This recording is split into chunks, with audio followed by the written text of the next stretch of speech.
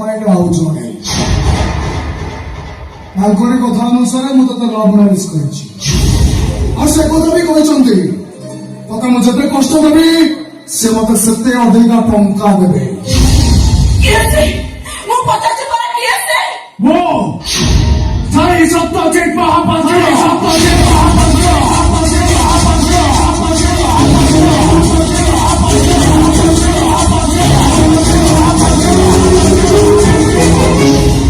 साई बाबू तुम्हें Newton का third law. For every action there is equal opposite reaction.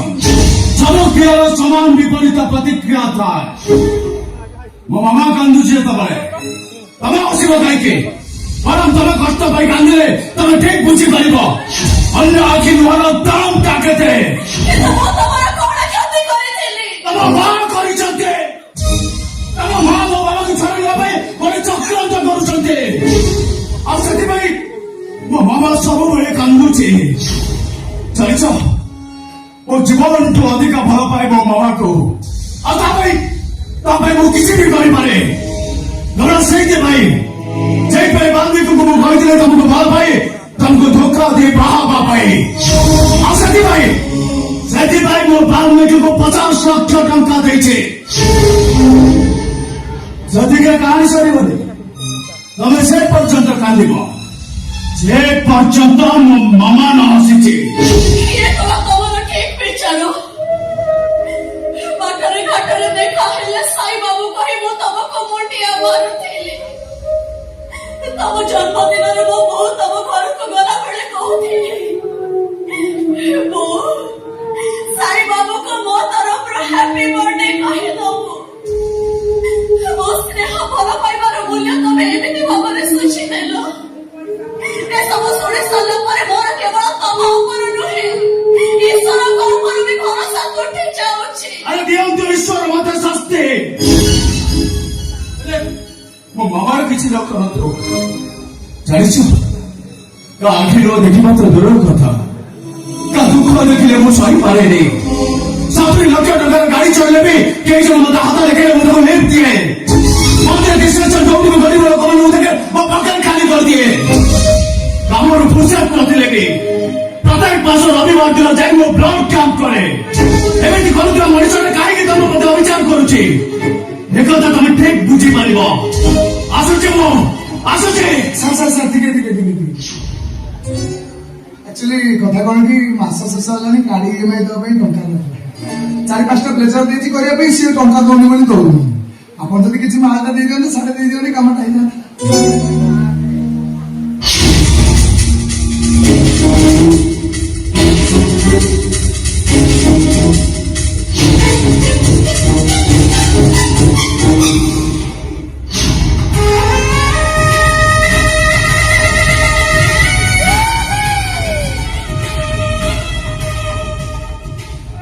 ସେତେବେଳୁ ସିଏ ଡାଇଲଗ କହୁଥିଲେ ମୁଁ ଥିରି ହେଇକି କଣ ସେ କଣ ହଉଥିଲି କାହିଁକି ଜାଣିଛୁ ଟଙ୍କାଟା ସିଏ ଦେଇଛନ୍ତି। ଆଉ ଏକଥା ବି କହିଛନ୍ତି ଆଖିରୁ ଲୁହ ନ ଝରିବା ପର୍ଯ୍ୟନ୍ତ ମୁଁ ତତେ ମାରିବି।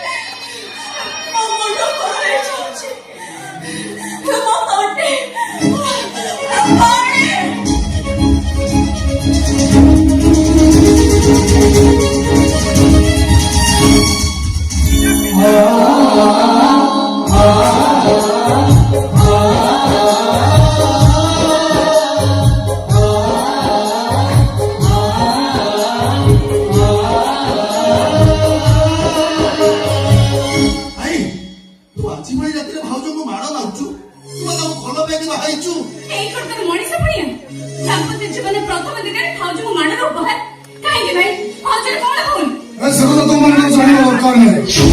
ବାସ୍ ସେତିକି ଜାଣ, ମୁଁ ଯାହା କରୁଛି ତମ ମାନଙ୍କ ମଙ୍ଗଳ ପାଇଁ କରୁଛି।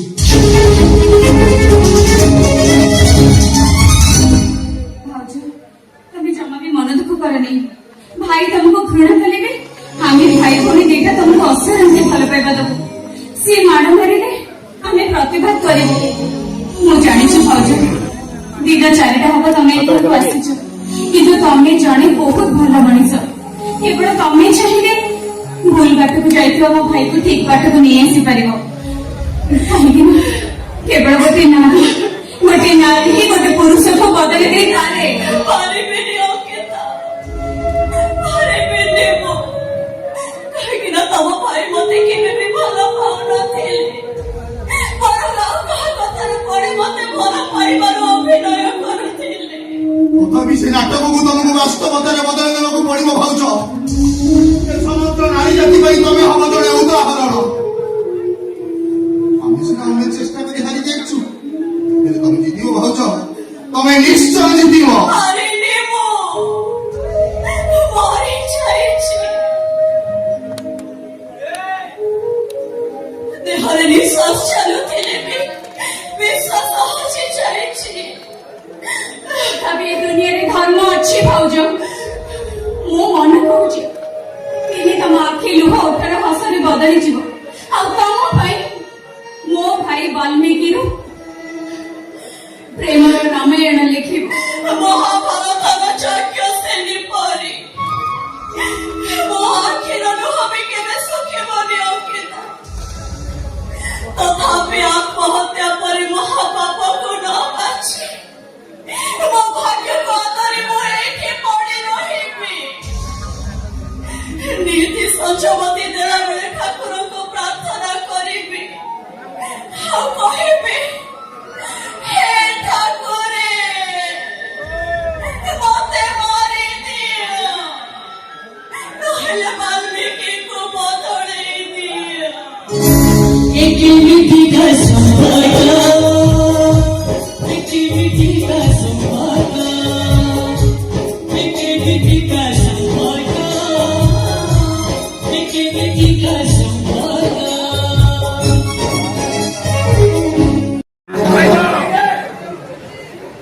ଭାଇ ତୁ ସେମିତି କଣ କରୁଛୁ? କଣ କୁହ ତ ହାଁ? କୁହ କଣ କହିବି? ଆରେ ଶୁଣ, ସ୍ୱର୍ଗର ଦେବତା ମାନେ ବି ମଦ୍ୟପାନ କରୁଥିଲେ। ହେଲେ ଅତୀତରେ ରାଜା ରାଜୁଡ଼ା ମାନେ ମଦ୍ୟପାନ କରି ରାଜ୍ୟର ସୁନ୍ଦରୀ ତରୁଣୀ ମାନଙ୍କୁ ନେଇ ରାତ୍ରି ଯାପନ କରୁଥିଲେ। ଏଇ ବୁଆବୁ ହେଲେ ବର୍ତ୍ତମାନ ଯୁଗରେ ବନ୍ଦ ମଦ ଦୋକାନ ପଟେ ପଟେ ମଦ୍ୟମାନେ ମଦ ପିଇ ରାସ୍ତାଘାଟରେ ପଡୁଥିଲେ, ଆଉ ସେମାନଙ୍କ ମୁହଁରେ କୁକୁର ମୁକ୍ତି। ହେଲେ ବର୍ତ୍ତମାନର ଶିଳ୍ପପତି ମାନେ ଟିକେ ସ୍କଚ୍ ମଦ ପିଇ ରାତିରେ ହୋଟେଲରେ କଲକାଲ ମାନଙ୍କୁ ଭୋଜନ। ଆଉ ଯଦି ସେଠି ଫେଲ ହେଲେ ତାହେଲେ ଘର ଚାକିରାଣୀ ମାନଙ୍କ ସହିତ ରଙ୍ଗୀନ ହୁଅନ୍ତି। ଏ ଶୁଣା ମୁଦି ଦେଇ କରି ଚୁମ୍କିକି ଭୋଗ ଲଗେଇବା ଚାକର କଣ କାହାକୁ କହୁଛି ଆଡେ ପ୍ୟାକ୍ ପଡାବେ? ଆଜ୍ଞା ମନୁଆ ବନାଉଛି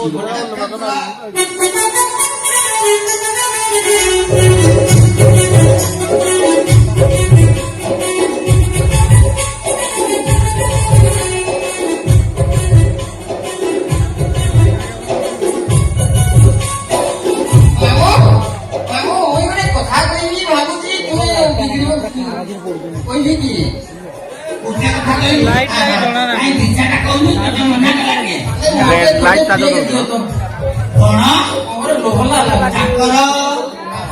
ଚାକର ବସିକି ମଦ ପିଇବୁ? ହଉ ହେଲା, ମାଟି ବାଟୁ ଋଣ ନାହିଁ, ତୋ ବାଟୁ ପୁଣ୍ୟ ନାହିଁ। ହଉ ତୁ ଯେତେବେଳେ ଲୁଭ ଗଲୁନି ଗୋଟେ ଫେରି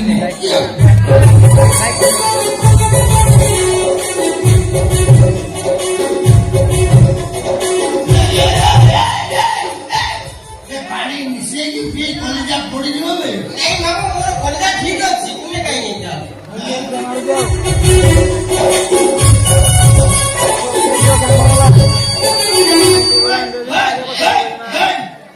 ତୁ ଚାକରଟି ଦେଖ ମାମୁଁ ମଦ ପିଇ ସାରିଲା ପରେ ସମସ୍ତେ ବନ୍ଧୁ ହେଇଯାଅ ଆମେ ଦୁଇ ଭାଇ ସେମିତି ବନ୍ଧୁ ହେଇଯିବା ଆଉ ଗୋଟେ ପେକ୍ ଦେ ତୁ ମତେ କଣ ଆଉ ଗୋଟେ ପେଗର ମୋ ପାଖରେ ବଇବୁ ଆଉ ଗୋଟେ ପେଗ ନେଲେ ମୋ ପାଖରେ ବଇବୁ ଆମକୁ ମରିବା କୋଉଦିନ ମରିବା ଠିକ ଅଛି ନା ତୁ ଆଉ ଗୋଟେ ପେକ୍ ଦେ ହଉ ହଉ ଆଉ ଗୋଟେ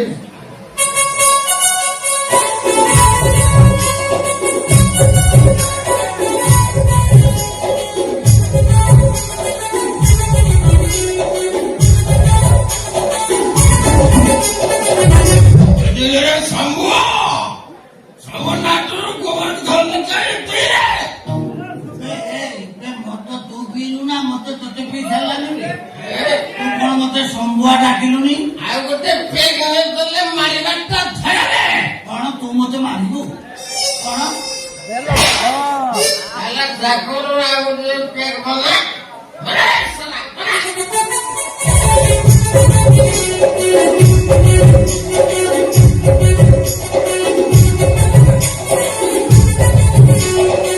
ମୁଁ ମାଲିକ ବସିବି ତୁ ଜାଗର ତଳେ ବସିବୁ ମୋ ପାଖରେ କିଏ ବସୁଛୁ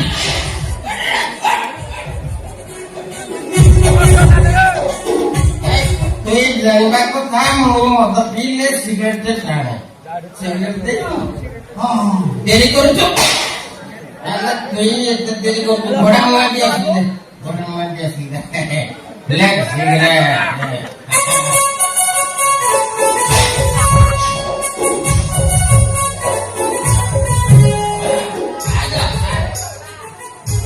ଏଥରକ 4 ମାସ ହେଲା ଏଣିକି ଘର ଦାୟିତ୍ୱ ତୁଇ ବୁଝିବୁ ଆଉ ଚୌକି ମୋ ଦାୟିତ୍ୱ ବୁଝିବ ହେଲା ହଁ ମୋ ଘର ଟିକେ ମୋଡ଼ି ଦେ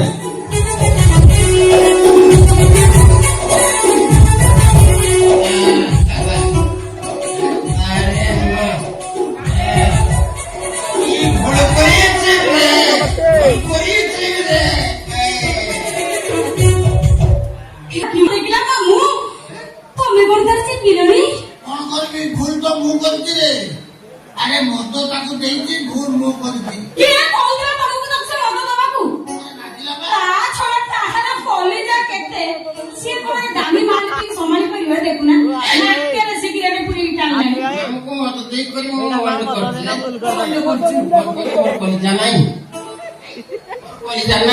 କିଛି ନାହିଁ ପତଳା ନଈର ଛୁଆଟା କେତେ ଟାଣ ତୁ ଜାଣିବେ ଚାକରାଣୀ ଏ ଚାକରାଣୀ ହେଲେ ବି ବ୍ୟୁଟିଫୁଲ ଲାଗୁଛ ମୁଇଁ ତୋତେ ରେପ୍ କରିବି କଣ କରିବୁ ମୁଇଁ ତୋତେ ରେପ୍ କରିବି ମାମୁଁ କଣ କରୁଛି ମଦ ପିଇଛି ତାକୁ କିଛି କହନା ମଦ ପିଇଛି ମତେ ବାଡେଇ ସାରିଲାନି କଲ୍ୟାଣୀ କଣ ରେପ କରିବ ତା ଖେଳା ମଲା ମୁଁ ତାକୁ ରେପ୍ କରିବି ଏତେ ବେଗ ତ କୋଉଠି ପାଇଲୁ ତାକାରେ ତାକାଶେ ତାକାରେ ତାକୋତେ ମୁଁ ତୋତେ ରେପ୍ କରିବି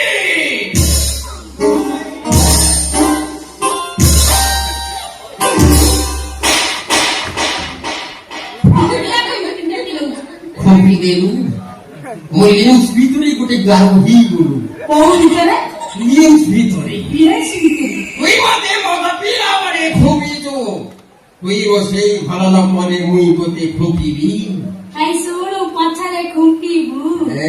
ମୋ ଦେହରେ ନିଆଁ ଲଗଉଛୁ ପାଣି ଢାଳିକି ଲିଭେଇ ପାରିବୁ ତ ହାଇ ଶୁଣ অগ্নি ଟଙ୍କା ଆଉ ଟଙ୍କା ମାନଙ୍କୁ ଭଲ ପାଏ ସତ ହେଲେ ଯାହାକୁ ଭଲ ପାଇବି ତାକୁ ବାହା ହେବି ସେଇଥିପାଇଁ ବା ମୁଁ ତତେ ପସନ୍ଦ କରିଛି କଣ ଖାଲି ହଁ କହିଲେ କଥାଟା ଆମେ ଆଗକୁ ଆଗେଇବା ମାମୁଁ ମୋ ତମ ପାଇଁ ହିସାବରେ ମୋ ମାମୁଁ ହବ ମାରୁନି ସେ ମାମୁକୁ ନୂଆ ବାପ କଥାଟା କଣ ସୁନ୍ଦର ଲାଗିବ ତା ଛଡା ମୋ ବୟସ 50 ଛୁଇଁଲା ବେଳକୁ ତମେ ମରିକିରି ଯାଇକି ସ୍ୱର୍ଗରେ ତାପରେ ମୁଁ କଣ କରିବି ତମ ଫଟୋ ସହିତ ମୁଁ ସେଲ୍ଫି ନେଇକି କଣ ଦିନ ରାତି ରହିବି ଆରେ ଚୁମକି ତୁ କଥାଟା ବୁଝୁନୁ କାହିଁକି ଆରେ ମୋର କୋଠା ଗାଡି ବ୍ୟାଙ୍କ ବାଲାନ୍ସ ଯାହା ଅଛି ସବୁ ତୋ ନାଁରେ କରିବି ତାପରେ ଆଚ୍ଛା ତୋ ବୟସଟା ବର୍ତ୍ତମାନ କେତେ ହବ କେତେ ହବ ଏଇ 27-28 ହବ ଅଧିକା ଅଧିକା 29 ହବ ଅଧିକା 30 ହବ ସେଇଆଡେ ଆଉ 30 ବର୍ଷ 50 ବର୍ଷ ତୋର ହେଲା ବେଳକୁ ଆହୁରି 20 ବର୍ଷ ଆରେ 20 ବର୍ଷ ଆମେ ଏନ୍ଜୟ କରିବା ନହେଲେ ତାପରେ ମୁଁ ମରିଯିବି ମରିଗଲା ପରେ ମୋର ଯୋଉ କୋଠା ଗାଡି ବ୍ୟାଙ୍କ ବାଲାନ୍ସ ନେଇଥିବୁ ତାକୁ ନେଇ ବଞ୍ଚୁ ହଉଛୁ ଦେଖ ଆଉ ସେତେବେଳେ ତାର ଯଦି ଇଚ୍ଛା ହେଲା କଣ କରିବ? 50 ବର୍ଷ ପରେ ଆଉ ଇଚ୍ଛା ହୁଏନି। ମାମୁଁ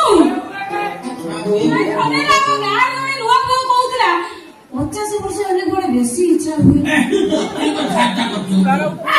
ତା ଛଡା ତମ ଧନ ସମ୍ପତ୍ତି ମୋର କଣ ହବ? ମୁଁ ତ ଖଟିଲେ ଖାଇବି। उठाइए ना ଖାଇଲେ ନା उठाइए ना ଇଏ ଖାତିସ କଣ? ହ୍ୟାଲୋ ଖାଇଲା ହଁ ପୁଅ ହଁ ପୁଅ ରାତିରେ ଭିଡିଓ କଲ୍ କରିବି। ହଁ ଭିଡିଓ କଲ୍ କରି ମୁଁ ତମକୁ ସବୁ ଦେଖେଇବି। ସେମିତି ଗୋଟେ କଣ ହଉ ତ ସବୁବେଳେ ତମେ ରଖିଲ। ଯେ ଖାଇବୁ ହଉ ହଉ ବାବା ମୁଁ ତମକୁ ଫୋନରେ 2-4ଟା କିସ୍ ଦେବି।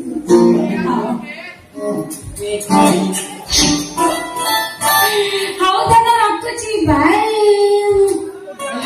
ଚୁମକି ଆଲୋ ଧନ ପୁଣି କିଏ ଲୋ? ପୁଣି ରାତିରେ ଭିଡିଓ କଲ୍ କରି ତୁ ତାକୁ କଣ ଦେଖେଇବୁ କିଲୋ? ମାମୁଁ ଇଏ ପରା ହଉଛି ମୋ Facebook lover Bapi. Facebook lover ଧନ ଏଇ 2 ମାସ ହେଲା ଆମର ଫ୍ରେଣ୍ଡସିପ ହେଇଛି ମ। ଫେସବୁକ୍ ରେ ପ୍ରେମ ଆରମ୍ଭ ହେଇଛି, ସିନ୍ଦୁରର ଶେଷ କରିଦେବି। ଚୁମକି ତୁ କଣ କଲୁ ବେ? ଆରେ সোনা মার মতে যেତିକି কাটি নଥିଲା তোর এই মোবাইল র ফোন কথাবার্তা রাত্রে কোন দেখেইবু মতে ভারি কষ্ট লাগিলা। ও র মতে লাটিন লাগলানি মু আসুছি তারপরে তো ব্যবস্থা মু করব। এই চুমকি ବି କଣ କଲୁ ଯେ ମୋର ଭଲ ପାଇବା ଜାଗାରେ ବାଲି ଟ୍ରକକୁ ଚଢେଇ ଦେଲୁ। তোর কোন নিশা ছাড়িগলা কি? ନାଇଁ ମୋ ନିଶାରେ ଅଛି ଯାଉଛି ଲାଟିନ ଭିତରେ ବସି କାନ୍ଦିବି। ଯାଉନ ମୋ ପରା କାନ୍ଦିବି ଗୋଟେ ନପେଇଛି ଆଉ। ଏମାନେ ଭାବିଥିଲେ ଏ ଚୁମକିକି ଏତେ ସହଜରେ ଫସେଇ ଦେବେ, ହେଲେ ମୋ ନା ଏ ଚୁମକି ତୁ ତ ପାଣିରେ ପଡିବୁ ନାହିଁକି। ଏ ଚୁମକି ତୁ ତ ନିଆଁରେ ଜଳିବୁ ନାହିଁକି। ଅଳ୍ପ ଦିନରେ ଘରକୁ ଆମର ସତକ। ଚୁମକି ତୁ ତ ଏଠାରେ ବହୁତ ଦିନ ହବ ଅଛୁ। ବାବା ମାଙ୍କର କିଛି ଜଏଣ୍ଟ ଫଟୋ ପାଖରେ ଅଛି? ନାଇଁ ବାବୁ ମୋ ପାଖରେ ତାଙ୍କର କିଛି ଫଟୋ ନାହିଁ। ମୁଁ ବି ଅନେକ ଥର ମାଙ୍କୁ କହିଛି ମା ଯଦି ତମର କିଛି ଜଏଣ୍ଟ ଫଟୋ ଅଛି ମତେ ଦିଅ, ମୁଁ ବାର୍ଗେନ କରିକି କାନ୍ଥରେ ଝୁଲେଇ ଦେବି, ହେଲେ ସିଏ ମତେ ମନା କରୁଛନ୍ତି। ଆଚ୍ଛା ହଉ ତୁ ଯା ଘରକୁ ଯା।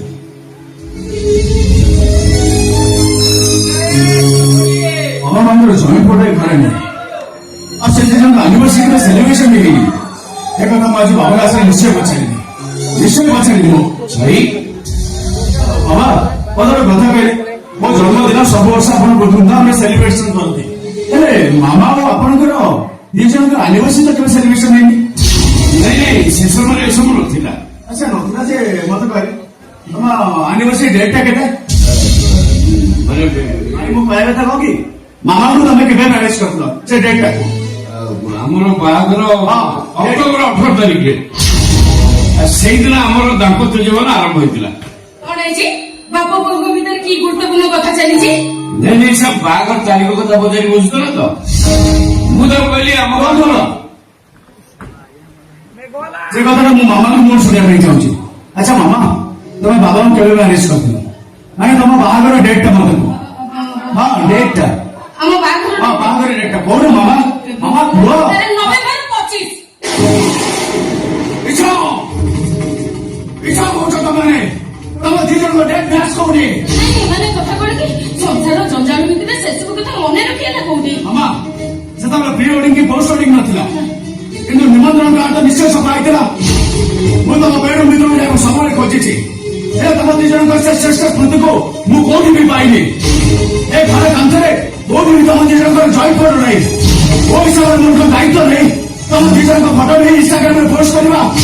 ବାବା ମୁଁ ମାନୁଛି ଏସବୁ ତୋ ଦାୟିତ୍ୱ, କିନ୍ତୁ ଦାୟିତ୍ୱହୀନତା ଭାବରେ ଆମେ ସେସବୁ ହଜେଇ ଦେଇଛୁ। ଆମ ବିବାହର ବାର୍ଷିକ ଆମେ ସେସବୁ ଭୁଲି ଯାଇଛୁ। ତାଛଡା ଆଜିକାଲି ଦୁନିଆରେ ବାହାଘର 6 ମାସ ନ କରୁନି ଯେତେବେଳେ ଡିଭୋର୍ସ ଦିଆଲେ ଚାଲିଛି, ଆମେ କିନ୍ତୁ 27 ବର୍ଷ ହେଲା ହାତ ତଳେ ଧରି ବାକି ଚାଲିଛୁ। ବାବା ମୁଁ ସେ କଥା ମାନୁଛି, ହେଲେ କୋଉଠି ନା କୋଉଠି ମୋ ମନ ଭିତରେ ବହୁତ ସାରା ଭାବନା ଆସୁଛି। ତମେ ସେ ସଙ୍ଗୀତ ଘରକୁ ଯିବା ଆଉ ତମ ବାହାଘର ଡେଟ୍ ମନେ ନ ରହିବା, ଏସବୁ ଭିତରେ ମୁଁ ଅନିଶ୍ୱାସ ହେଇଯାଉଛି। ମୁଁ ସତ କହୁଛି ବାବା, ତମ 2 ଜଣଙ୍କୁ ମୋ ଜୀବନଠୁ ଅଧିକା ଭଲ ପାଏ, ହେଲେ କୌଣସି ପରିସ୍ଥିତିରେ ମୁଁ ତମ 2 ଜଣଙ୍କୁ ଦୂରେଇ ଦେଇ ପାରିବିନି, କେବେ ବି ପାରିବିନି, କେବେ ବି ନୁହେଁ। 저희가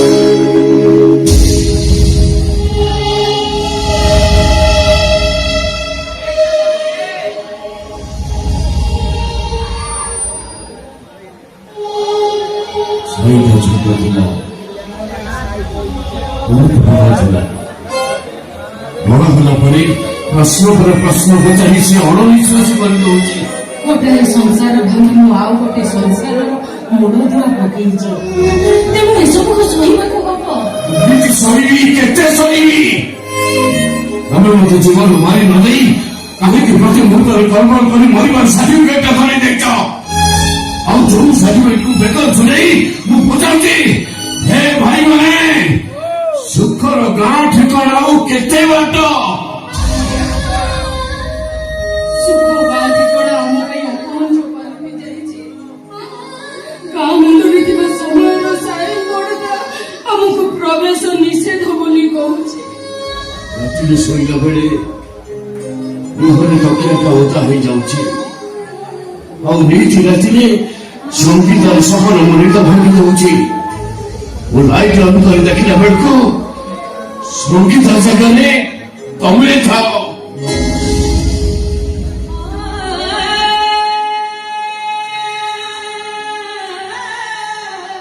ତମେ ସିନା ଶୋଇଯାଅ, ହେଲେ ରାତି ସାରା ମୁଁ ଶୋଇପାରେନି। ତମେ ଯଦି ସେଦିନ ମତେ ସ୍ତ୍ରୀର ସ୍ୱୀକୃତି ଦେଇଥାନ୍ତ, ତାହେଲେ ସୁଖ ଗାଁରେ ଆମ ଘର ଥାନ୍ତା। ଖୁସି ସାହିରେ ଆମ ସମ୍ପର୍କର କଂକ୍ରିଟ ରାସ୍ତାଟା ଭବିଷ୍ୟତରେ ନାଲିଗୋଡ଼ି ରାସ୍ତାକୁ ସଂଯୋଗ କରିଥାନ୍ତା। ଆଉ ଯୋଉ ରାସ୍ତାରେ ଆମେ ଦୁହେଁ ହାତ ଧରା ଧରି ବାଟ ଚାଲୁଥାନ୍ତେ ଯେ ଚାଲିଥାନ୍ତେ। ମଣିଷର ଆଶା ଗୁଡାକ ଅଧା ଭଙ୍ଗା ପାନ୍ଥଶାଳା କରି, ଅଧା ଗଳା ରଙ୍ଗ ଛଡ଼ା ପାନ୍ଥଶାଳା କରି ସମୟର ଅନୁଗାମୀକୁ ମୁଁ ଅପେକ୍ଷା କରି ବସିଛି। ଆଉ କହୁଛି, ମୋର ଶାସ୍ତି ନୁହେଁ, ମୋର ମୁକ୍ତି ଦରକାର, ମୁକ୍ତି ଦରକାର, ମୋର ମୁକ୍ତି ଦରକାର। ତମ ପରି ଅସ୍ତ୍ର ମଣିଷକୁ ମୁକ୍ତିର ବାଟ ନାହିଁ। ଏ ବର୍ତ୍ତମାନ କଥାର ସଂସାର କଥା ଚିନ୍ତା ନ କରି ଅତୀତ ସଂସାର କଥା ଚିନ୍ତା କଲେ ଲାଭ କଣ? ଆମ କଥାରେ ମୁଣ୍ଡ ରଖାଇବାଟା ବହୁତ ଭଲ ହବ। ମୁଣ୍ଡ ଛାଡୁ ନଥିଲି କି ନଥାନ୍ତି। ଆରେ ମୋ ଭଣଜାଟା ମାନେ ମତେ ରଖେଇ ବସେଇ ଦଉନି। ସବୁବେଳେ ମତେ ପଚାରି ଚାଲିଛି, ମାମୁଁ ସତଟା କଣ କୁହ? ତମେ ତାକୁ ସତ କଥା କେବେ ବି କହିବନି। ସତ କଥା ଯଦି ସେ ଜାଣିଯିବ, ତାହେଲେ ମୋ ଉପରେ ଥିବା ଭଲ ପାଇବା ତାର କମିଯିବ। ହୁଏତ ମତେ ଛାଡି ସେ ସବୁଦିନ ପାଇଁ ଚାଲିଯିବ। ମୁଁ ସତ କହୁଛି ଭାଇ, ସେ ମତେ ଛାଡି ଚାଲିଗଲେ ତା ଦୁଃଖରେ ସାରା ଜୀବନ କାନ୍ଦି କାନ୍ଦି ମୁଁ ମରିଯିବି। କେତେ ଦିନ ମୋ ମୁହଁଟାକୁ ବନ୍ଦ କରି ମୁଁ ରହିବି? କେତେ ମିଛ ପରେ ମିଛ ପରେ ମିଛ କରିଯାଇବି? ମିଛର ସୃଷ୍ଟି ଜଗତର ମଙ୍ଗଳ ପାଇଁ ହେଇଥିଲା। ଯେ ତମେ ମିଛ କହିଲ ନାଟକରେ, କେବେ ମିଛ କହିନଥିବା ଜେଜେ ନିଜ ବଂଶ ରକ୍ଷା କରିବା ପାଇଁ ମିଛ କରିବାକୁ ବାଧ୍ୟ ହେଇଥିଲା। ଠିକ ସେମିତି ସମୟ ପରିସ୍ଥିତି ଆମକୁ ସମାନ ରାସ୍ତାରେ ଚାଲିବାକୁ ବାଧ୍ୟ କରିଛି। ଆଜିକି 27 ବର୍ଷ ହେଲା ଅଭିନୟ କରି କରି ମୁଁ ଥକି ଗଲିଣି। ସତ ମିଛର ବାଘ ବଜାର ଖେଳରେ ବନ୍ଦୀ ହେଇ ମୁଁ ଅଣନିଶ୍ୱାସ ହେଇଗଲିଣି। ଏଣିକି ଆଗକୁ ନିଷ୍ପତ୍ତି କେବଳ ତମେ ନବ, କେବଳ ତମେ। ଆଲୋ ସକାଳେ ଲୋକଟା ରାଜି ହେଇଗଲାନି ମାନେ ତାକୁ ସହଜରେ ଉଡ଼ିବାକୁ ଛାଡ଼ି ଦେନି, ନହେଲେ କ୍ଷତିଟା ତୋର ହବ। ଆଲୋ କାଲିକା କଥା ଅଲଗା ଥିଲା, ବୋହୁ ପୁରା ଘରକୁ ଆସିଲାନି। ଆଉ ସେ ଯଦି ଜାଣିବ ତା ଶ୍ୱଶୁର ରାତି ଅଧରେ ଅଲଗା ବସ୍ତିକି ଯାଉଛି, କଥାଟା କଣ ହବ କହିଲୁ? ମା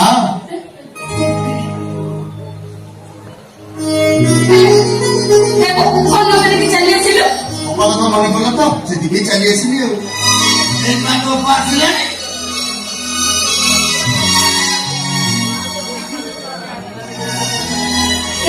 ତମେ ଭାଇ ଭଉଣୀ 2 ଜଣ କଥାବାର୍ତ୍ତା କରୁଛ, ମୁଁ ଖାଇବା ବ୍ୟବସ୍ଥା କରୁଛି। ଆସ ଭାଇ ଯିବା।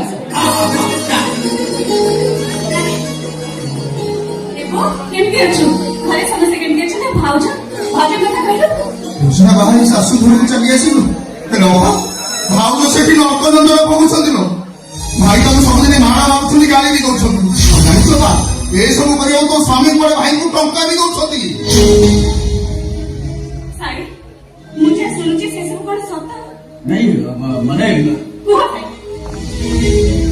ମୁଁ ଯାହା ଶୁଣୁଛି ସେସବୁ କଣ ସତ ତମେ କିଛି କହୁନ କାହିଁକି ସାଇ ସାଇ ମୁଁ ଯାହା ଶୁଣୁଛି ସେସବୁ କଣ ସତ ହଁ ସତ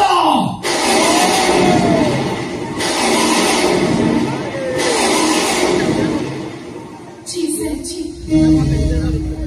ମୋ ଭାଇ ଖରାପ ମଣିଷ ହେଲେ ବି ମୁଁ ଭାବିଥିଲି ତମେ ଜଣେ ଭଲ ମଣିଷ ହେଲେ ଜାଣିନଥିଲି ଦେଖିବାକୁ ସୁନ୍ଦର ହେଇଥିଲେ ବି ତମ ମନଟା ଏତେ ସୁନ୍ଦର ପ୍ଲିଜ ଅନିତା ଆମେ ବିଷୟ ଡିସ୍କସନ କରିବାନି କଣ ପାଇଁ ଡିସ୍କସନ କରିବାନି ତମ ପାଇଁ ମୋ ଭାଉଜ ମାଡ଼ କାଢି ଖାଉଛନ୍ତି ଆଉ ତମେ କହୁଛ ଆମେ ଡିସ୍କସନ କରିବାନି ମୁଁ ଯଦି ଏ କଥା ଆଗରୁ ଜାଣିଥାନ୍ତି ତମକୁ ବାହା ହବା ତ ଦୂରର କଥା ତମ ମୁହଁ ବି ଚାହିଁନଥାନ୍ତି ବୁଝିଲ କାହିଁକି ପରିସ୍ଥିତି ମତେ ବାଧ୍ୟ କରୁଛି ଏସବୁ କରିବା ପାଇଁ କୋଉ ପରିସ୍ଥିତିରେ କଥା କହି ଖସିଯିବା ପାଇଁ ଚେଷ୍ଟା କରୁଛ ଜଣେ ପୁରୁଷ ହେଇ ଆଉ ଜଣେ ପୁରୁଷକୁ ଲଗେଇ ଜଣେ ନାରୀକୁ ନିର୍ଯାତନା ଦବା ଏଇଟା କଣ ତମ ପୁରୁଷ କରିବା ସାଇ ବୋଧେ ଭାଉଜଙ୍କୁ ଏକତରଫା ଭଲ କହୁଛନ୍ତି ନାଇଁ ଅନିତା, ମୋ ଭାଉଜ ତାଙ୍କ ପ୍ରସ୍ତାବରେ ରାଜି ହେଲେନି ବୋଲି ସେ ତାଙ୍କଠୁ ପ୍ରତିଶୋଧ ଦଉଛନ୍ତି ନାଇଁ ଅନିତା, ଏମିତି ଭୁଲ ମୁଁ କେବେ ବି କରିବିନି ତମ ଛଡା ମୁଁ ଆଉ କାହାକୁ କେବେ ଭଲ ପାଇନି ଆରେ ବୁଝିଲ କାହିଁକି ତାଙ୍କ ଘରକୁ ଆମ ଘରକୁ କଷ୍ଟ ଦଉଛନ୍ତି ସମାନ କଷ୍ଟ ମୁଁ ତାଙ୍କୁ ଦଉଛି ମୋ ଭାଉଜଙ୍କ ମା କଣ କଲେ ବୋଲି ତମେ ମୋ ଭାଉଜଙ୍କୁ ନିର୍ଯାତନା ଦବାର ଅଧିକାରଟା ପାଇଲ କୋଉଠୁ ଏସବୁ କଥା ମୁଁ ମୋ ଅପାକୁ ନିକଟ ଦେବା ପାଇଁ ଆସିଥିଲି ଏ ଘରେ ଖାଇବା ତ ଦୂରର କଥା ଜୀବନରେ କେବେ ବି ଏ ଘରେ ମୋର ପାପ ବି ପଡିବନି ଆସୁଛି ଏବଂ ଶୁଣ, ମୋ ଭାଇ ତା କଥା କହିକି ଚାଲିଗଲା ଏବେ ତମେ ମୋ କଥା ଶୁଣ ତମେ ଯଦି ଏସବୁ ବନ୍ଦ ନ କର ମୋ ଭାଉଜଙ୍କୁ କଷ୍ଟ ଦେବା ଯଦି ବନ୍ଦ ନ କର ତାହେଲେ ଆମ ଭିତରେ ଥିବା ସବୁ ସମ୍ପର୍କ ଶେଷ ହେଇଯିବ ଅନିତା, ହଁ ଆଉ ଦରକାର ପଡିଲେ ଏଇ ଅଙ୍କିତା ତମକୁ ଡିଭୋର୍ସ ଦେଇପାରେ ଅନିତା, ଅନିତା, ତମେ ସତଟା ଜାଣିନ ବୋଲି ମତେ ଦୋଷ ଦଉଛ ଆରେ ତାଙ୍କ ଘରକୁ ଆମ ଘରକୁ କଷ୍ଟ ଦେଇ ଖୁସି ହଉଛନ୍ତି ତମେ ମୁଁ ଚୁପି ରହିଥାନ୍ତି କେତେ ତମେ ମତେ ପ୍ରେମିକ କୁହ କି ପ୍ରତାରକ ସ୍ୱାମୀ କୁହ କି ଶୈତାନ କିନ୍ତୁ ମୁଁ ଯାହା କରୁଛି କିଛି ଭୁଲ କରୁନି କିଛି ଭୁଲ କରୁନି ମୁଁ ସାରି ତମେ ଜାଣିଛ ତମ ନାର ଟିକିନି ପିନ୍ଧି ସେଲ୍ଫି ନେଇ ମୁଁ ଖୁସି ହଉଥିଲି କିନ୍ତୁ ଆଜି ତମ ହାତରୁ ସିନ୍ଦୁର ପିନ୍ଧିଛି ବୋଲି ମୁଁ ଅନୁତାପ କରୁଛି ମୁଁ ଯଦି ଏସବୁ ଆଗରୁ ଜାଣିଥାନ୍ତି ତାହେଲେ ଏସବୁ ହବାକୁ ଦେଇନଥାନ୍ତି ତାପରେ ବି ମୁଁ ତମକୁ ଆଉ ଗୋଟେ ଥର ସୁଯୋଗ ଦଉଛି ସାଇ ତମେ ଯଦି ଏସବୁ ବନ୍ଦ ନ କରିବ ତାହେଲେ ଆମ ଭିତରେ ଥିବା ସବୁ ସମ୍ପର୍କ ଶେଷ ହେଇଯିବ ହଁ ଶେଷ ହେଇଯିବ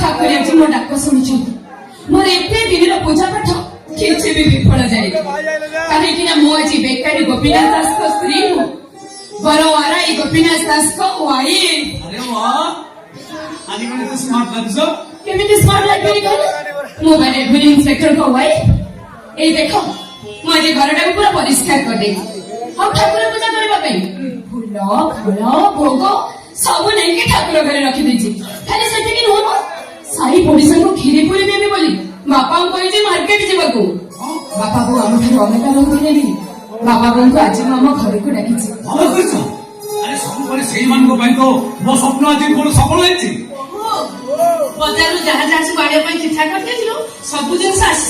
ବୋଉ ଏ ବୋଉ ବାପା କୁଆଡେ ଗଲେ?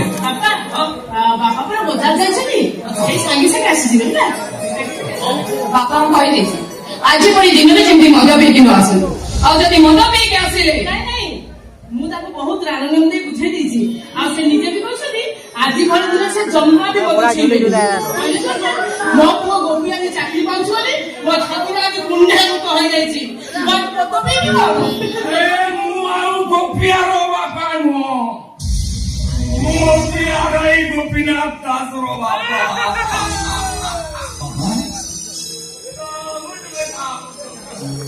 ଏ ଗାଁ ଦାଣ୍ଡରେ ଚାଲିଗଲା ବେଳେ ଏଣିକି ସମସ୍ତେ ଦେଖିବ ମୁଣ୍ଡିଆ ମାରିବେ।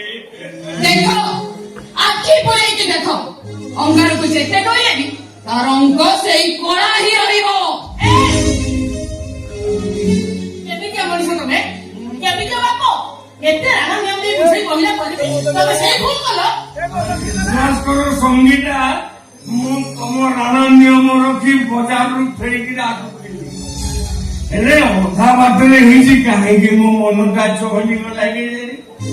ମୁଁ ଭାବିଲି ମୁଣ୍ଡ ସବୁଦିନ ଟିକେ ଟିକେ ମାଲ ପିଏ, ଆଜି ମୋ ଜୀବନର ଗୋଟା ଏତେ ବଡ ଖୁସିର ଦିନ। ଆଉ ଗୋଟା ନିର୍ମାଣ ମଦ ଏବଂ ମଦ ପିଇବା ପାଇଁ ଗୋଟେ ବାହାନା ଦରକାର। ଆରେ ଆଜି ଏତେ ବଡ ଖୁସିର ଦିନକୁ ତମେ ବର୍ବାଦ କରିଦେଲ। ତମ ପରିବର୍ତ୍ତେ ମଦୁଆର ପାଦ ମୋ ଉପରେ ପଡି ମୋ ଘରଟା ପୁରା ଅପବିତ୍ର ହୋଇଗଲା। ଶୁଣ, ତମର ଯଦି ମଦ ପିଇବାକୁ ଏତେ ଇଚ୍ଛା ହଉଥିଲା ତାହେଲେ ମଦରେ ବିଷ ମିଶାଇ ପିଇଦେଲନି। ତାଙ୍କ ଭୁଲ ପାଇଁ ମୁଁ ତୋ ପାଖରେ କ୍ଷମା ମାଗି ନେଉଛି, ହେଲେ ଆଜି ପୁଅ ଚାକିରି ପାଇଛି ବୋଲି ଖୁସିର ପାଗଳ ହଉଛ ବାପଟାକୁ ତ କିଛି ବି କହନା। କେମିତି କହିବିନି ମୁଁ କେମିତି କହିବିନି? ଆରେ ଏତେ ସବୁ ଆୟୋଜନ କରିଥିଲି କଣ ଏ ମଦର ପାଲା ଦେଖିବାକୁ? ଶୁଣ, ତମେ ମାନେ ଖୁସି ହବା କିଛି ବି ଦରକାର ନାହିଁ, କାହିଁକି ନା ମୋ ସ୍ୱାମୀ ଚାକିରି ପାଇଛନ୍ତି। ଆରେ ମୁଁ କେତେ ଆଶା କରିଥିଲି এই ঘরে ঠাকুর পূজা হব, গোপীর মুন্ডরে চন্দন সিন্দুর লাগিব, ହେଲେ ସବୁ ବେକାର ସବୁ ବର୍ବାଦ ହେଇଗଲା। ଏ ଅଭଦ୍ର ଲୋକ ପାଇଁ ଆଜି ସବୁ ନଷ୍ଟ ହୋଇଗଲା। ଗୋପୀ କିଏ ତମକୁ କହିଥିଲା ଟଙ୍କା ଖର୍ଚ୍ଚ କରି ଏସବୁ ଆୟୋଜନ କରିବାକୁ? କିଏ ତମକୁ କହିଥିଲା ଠାକୁର ପୂଜା ପାଇଁ ଫୁଲ ଚନ୍ଦନ ଧୂପ ଆଣିବାକୁ?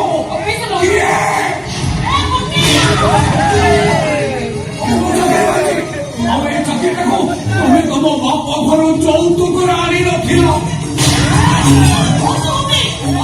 ପଛରେ ମୋ ବାପା ବୋଉଙ୍କର ଝାଳ ମୁହ ପରିଶ୍ରମ ଲୁଚି ରହିছে। ଜାଣିଛ ମୋ ଘରେ ଫେରିବା ପାଇଁ ମୋର ଏଇ ବାପା ପଇସା ଖରକାଣ ଖରାରେ ମୁଣ୍ଡରେ ସିମେଣ୍ଟ କରେଇ ଧରି ପର ଘରେ ମଜୁରୀ ଲାଗିଛନ୍ତି। ମୋ ହଇତେ ପଇସା ଦବା ପାଇଁ ମୋର ଏଇ ବୋଉ ମୋ ବୋଉ ସାହୁକାର ଘରେ 500 ନ ମାଗିଛି। ଆଉ ଘରେ ସମସ୍ତେ ମୁଁ ଘରକୁ ଆସି ଦେଖେ ତ ମୋ ବାପାଙ୍କ ଜୋତାଟା 7 ଜାଗାରେ ସିଲେଇ ହେଇଛି, ଆଉ ମୋ ବୋଉର ପିନ୍ଧା ଲୁଗାଟା 17 ଜାଗା ଚିରି ଯାଇଛି। ଏସବୁ ଦେଖିବା ପରେ ମୋର ବୁଝିବାକୁ ବାକି ନଥିଲା। ଖଣ୍ଡିଏ ଚପଲ ଖଣ୍ଡିଏ ଶାଢୀ ପିନ୍ଧି ଏମାନେ କେମିତି ମୋ ପାଖକୁ ପଇସା ପଠାଉଥିଲେ। ଯୋଉ ଲୋକ ଗୁଡାକ ମୋ ସ୍ୱପ୍ନକୁ ପୂରଣ କରିବାକୁ ଯାଇ ଆଖିର ଲୁହକୁ ପାଣି ଭାବି ପିଇଗଲେ, ଆଳୁ ଚକଟା ଭାତ ଖାଇ ବିଲ ବିତେଇ ଦେଲେ। ଆଜି ତମ ଠାକୁର ପୂଜା ହେଇପାରେନି ବୋଲି ତମେ ସେଇମାନଙ୍କୁ ଅପମାନିତ କରିବ?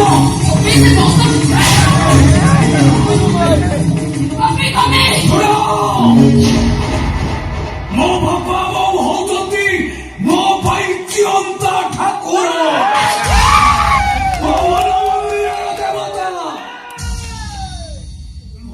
ଖୁସିର ଦିନରେ ଠାକୁରଙ୍କୁ ନୁହଁ ମୁଁ ଏଇମାନଙ୍କୁ ମୁଣ୍ଡିଆ ମାରିବି।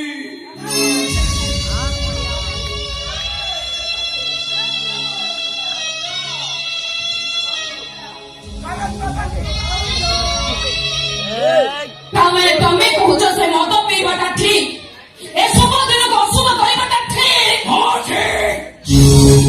ମୁଁ ଜାଣିଥିଲି ସବୁଦିନ ମଦ ପିଇ ବୋଉ ଠାରୁ ଗାଳି ଖାଉଥିବା ମଣିଷଟା ଆଜି ଭଳି ଖୁସି ଦିନରେ ନିଶ୍ଚୟ ମଦ ଖୋଜିବ। ସେଇଥିପାଇଁ ମୁଁ ତାଙ୍କ ପାଇଁ ମିଠା ନ ଆଣି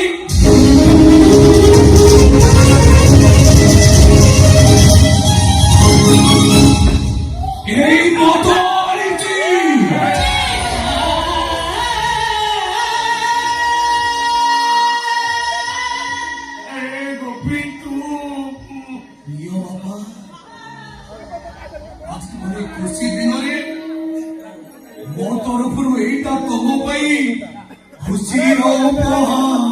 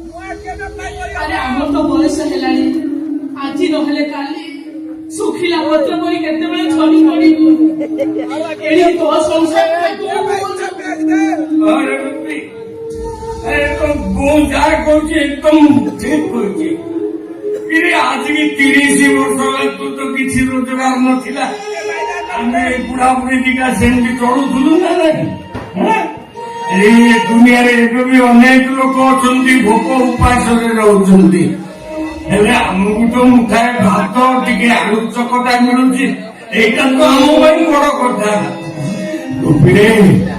ତୁ ସେଦିନ ଆମ ପାଖରୁ ଅଲଗା ହେଇଯାଇ ଖୁବ୍ ଭଲ କରୁଛ, ତା ନଦେଲେ ମୁଁ ଆଜି ତୋତେ ଆମ ପାଖରୁ ଅଲଗା କରିଦେଇଥାନ୍ତି।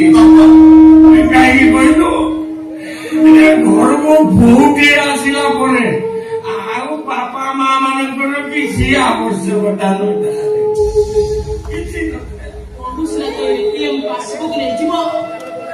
ହେଲେ ଆରାଇ ଗୋପିଆର ବାପା ବୋଉର ପରିଚୟ କଣ ବଦଳି ଦେଇପାରିବ? ସେ କୋଠା ଘରେ ରହି ମୁଁ ସିନା ତତେ ନିଜ ହାତରେ ଖୁଆଇ ଦେଇ ପାରିବିନି, ହେଲେ ସେ ମାଟି ଘରେ ଥାଇ ମୁଁ ଅଫିସ ଯିବା ବାଟରେ ମୁଁ ନିତି ସେ ଦୁଆର ବନ୍ଧରେ ଠିଆ ହେଇ ଦେଖୁଥିବି ମୋ ଗୋପୀଟା କାହିଁକି ଘରକୁ ଫେରିନି ବୋଲି ବୋଉକୁ ସିନା ପଚାରି ପାରିବିନି, ହେଲେ ହାତରେ ଲଣ୍ଠନ ଧରିବି ମୋ ବାପାକୁ ଅଧା ବାଟ ଯାଇ ପଠେଇ ଦେଇ ପାରିବି। ପୁଅ ପରା ଯୁଗେ ଯୁଗେ ପାଇଁ ମାଳ ଆଉ ଏଇ କଥାକୁ ଭାବି ଭାବି ମୋ ବାକି ଜୀବନଟାକୁ ବେଶ ଶାନ୍ତିରେ ବିତେଇଦେବି।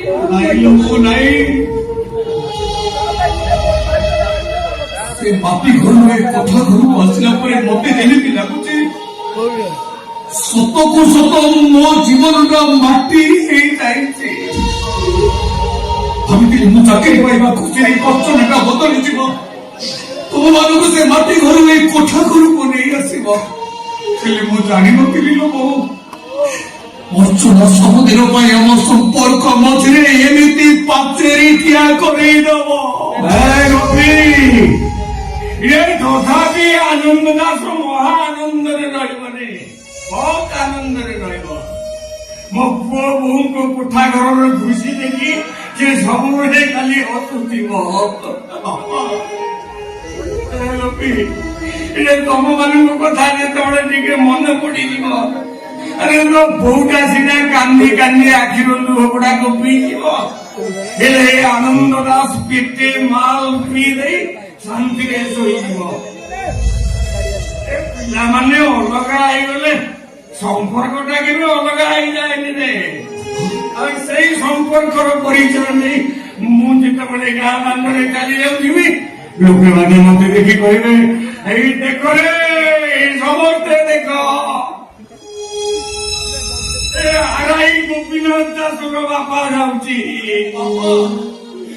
ସେତିକିରେ କଣ ମା ପେଟ ପୁରିଯିବନି? ମୋ ତ୍ୟାଗ ପରିଶ୍ରମର ମୂଲ୍ୟ କଣ ମତେ ସେତିକିରେ ମିଳିଯିବନି?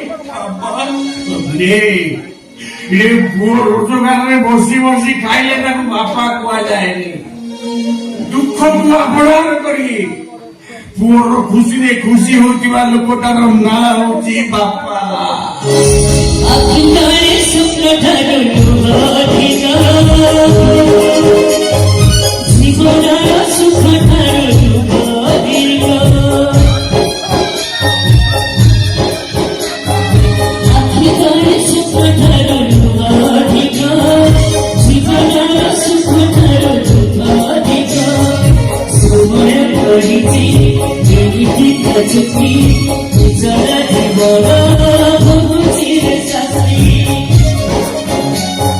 ହସ ନାହିଁ ଲୁହ ନାହିଁ ରହୁରେ ହୁଏ ଅଭିଷେକ।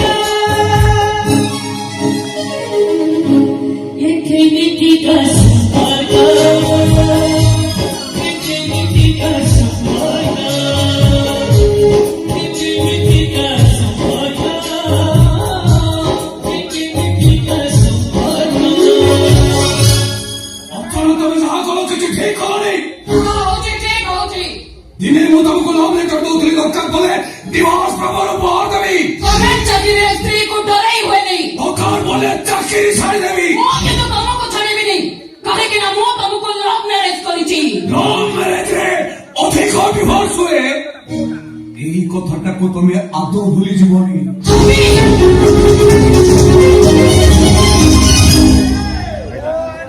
ଗୋପୀ ଚାକିରି ପାଇଗଲେ ମୁଁ ଖୁସି, କିନ୍ତୁ ଭୁଲି ପାରୁନାହାନ୍ତି ଏଇଟା ମୋ ଜୀବନର ସବୁଠୁ ବଡ଼ ଦୁଃଖ।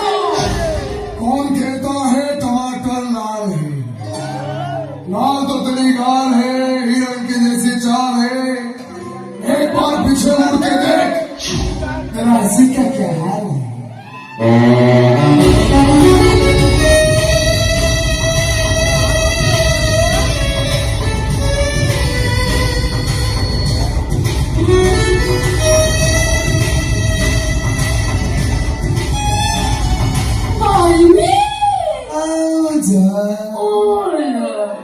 हे मुदन सुनली उपयोगकर चाकरी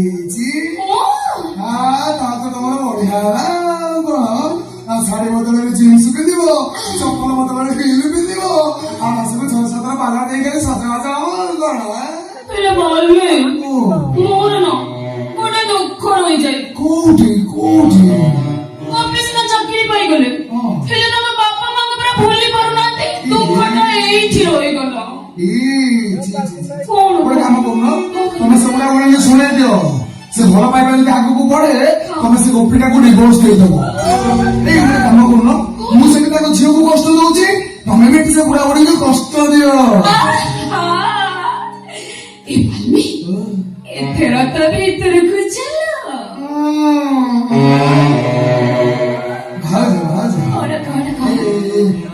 ଗୋଟେ କଥା କହିବି, ଭାଇ କଣ ଘରେ ଅଛନ୍ତି? ଆରେ ହଁ ଅଛନ୍ତି। ଭାଇ ଘରେ ଅଛନ୍ତି, ଭିତରକୁ ଡାକୁଛ ନାମରେ ବି ନା କଣ? ଅନେକ ଦିନ ହେଲାଣି ତ ମୁଁ ଗୋଟେ କଥା କହିବି ବୋଲି ଭାବୁଛି, ହେଲେ ପାଟି ପାଖକୁ ଆଉଛି ଯେ ମୁଁ ବେଳେବେଳେ କଣ ଢୋକି ଦଉଛି। ଢୋକରେ ଦେହ ଖରାପ ହବ। କାରି କହିବନି କହିବି ଲାଜ ଲାଗେ। ବାଲ୍ମୀ ମୋ ପାଖରେ ପୁଣି ଲାଜ ନା, ପ୍ଲିଜ କହ ନା। Yes. I love you.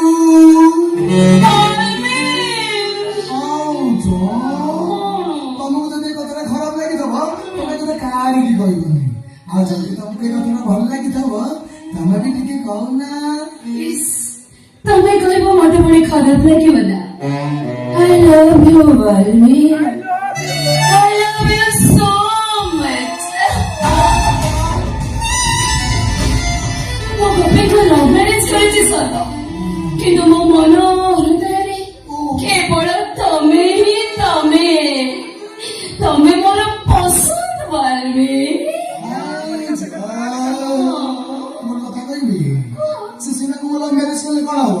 ତମେ ବି ମୋର ଭାରି ପସନ୍ଦ, Yes. କାହିଁକି ନା ତମେ ତ ମୋ ରିମନ ପିତା।